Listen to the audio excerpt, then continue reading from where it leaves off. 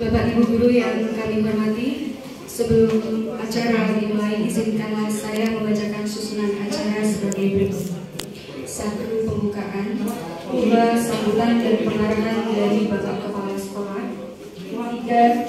Penyampaian materi, 4. Sesi tanya jawab, 5. Penutup. Untuk acara pertama yaitu pembukaan, marilah kita buka acara pada siang hari ini dengan doa basmalah bersama. Bismillahirrahmanirrahim.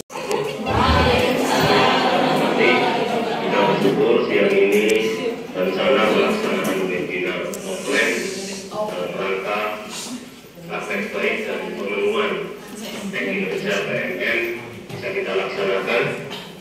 Kita berharap mudah-mudahan apa yang akan kita kerjakan bersama ini menjadi sesuatu yang bermanfaat, menambah kompetensi Bapak Ibu guru, dan yang paling praktis bisa untuk bukti dukung kegiatan kita untuk kinerja dan pengembangan diri.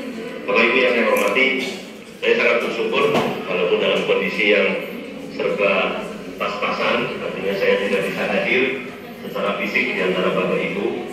Namun saya berharap kegiatan ini tetap bisa berlangsung dengan baik.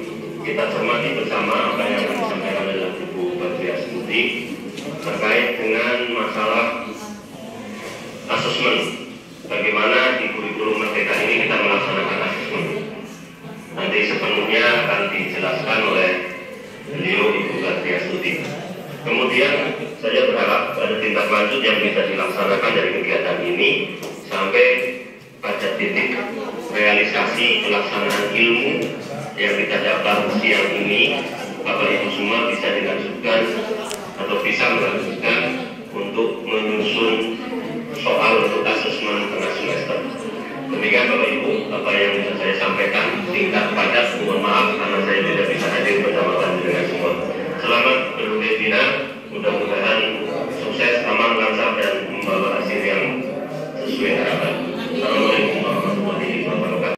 Sering kita lakukan nih, karena asesmen itu sudah menyatu dengan pembelajaran nih, menyatu dengan pembelajaran. Jadi saya hanya mengingatkan kembali, mungkin Bapak Ibu sudah terbiasa. Jadi saya hanya mengulang kembali apa yang sudah Bapak Ibu lakukan. Oke. Nah mungkin ada sedikit yang bisa saya sampaikan.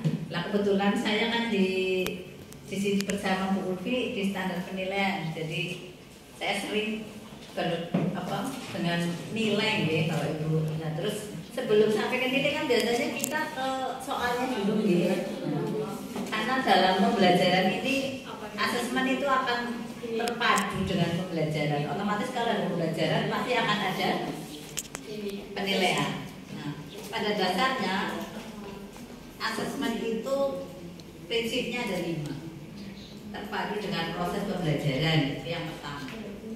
Yang akan disampaikan.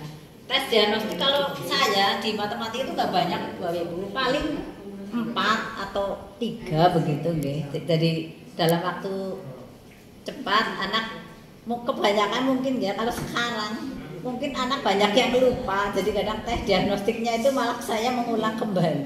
Nah mudah-mudahan mapel yang lain tidak, nggih. Nah itu. Nah, tes diagnostik ini bisa digunakan sebagai tes formatif. Oke, Bapak Ibu, monggo untuk didokumentasikan sesuai dengan pesan dari Bapak Pengawas. Oke. Nah, untuk asesmen sumatif ini bisa berupa tes tertulis atau tes lisan atau bisa juga proyek atau juga bisa praktek, oke. Terus termasuk ini sekarang untuk kurikulum Merdeka PTS itu, untuk PTS itu sama dengan sumatif.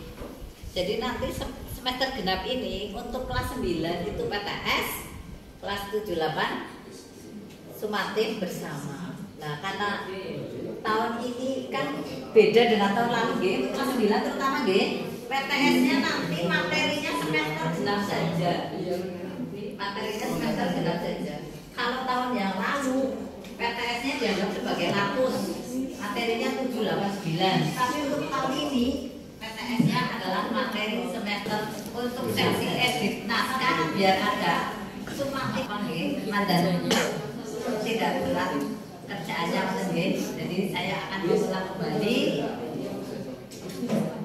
untuk bagaimana sih penulisan soal untuk tes sumatif yang tapi karena kita sering menggunakan tes tulis, jadi yang akan saya sampaikan di sini penulisan soal pilihan ganda, isian dan uraian. Lanjutlah, ini contoh, ini dari matematika, contoh soal pilihan ganda seperti ini. Ini materi kelas 8, ada pokok soal, ada pilihan jawaban, option, ada kunci jawaban, ada pengecoh, dan ada stimulus. Stimulus itu tidak mesti harus gambar, boleh berupa grafik, boleh berupa pernyataan. Contoh berikutnya ini, nah, ini contoh soalnya ini, optionnya BCD, stimulusnya seperti ini. Penulisan sumatif mohon ABC-nya huruf besar nih, mengacu standar nasional nih.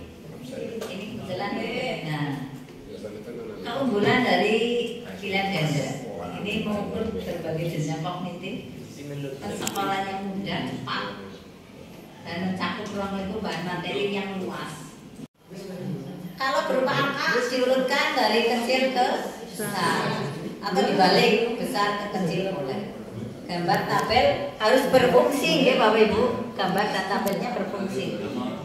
Butir soal jangan tergantung pada jawaban soal sebelumnya. Tapi kalau misalnya ada satu soal untuk ada satu stimulus untuk 2 jawaban boleh, tapi jangan jawaban nomor 1 digunakan untuk jawaban nomor 2. Jadi tidak boleh. Jadi harus sendiri-sendiri walaupun stimulusnya sama, nggak apa-apa.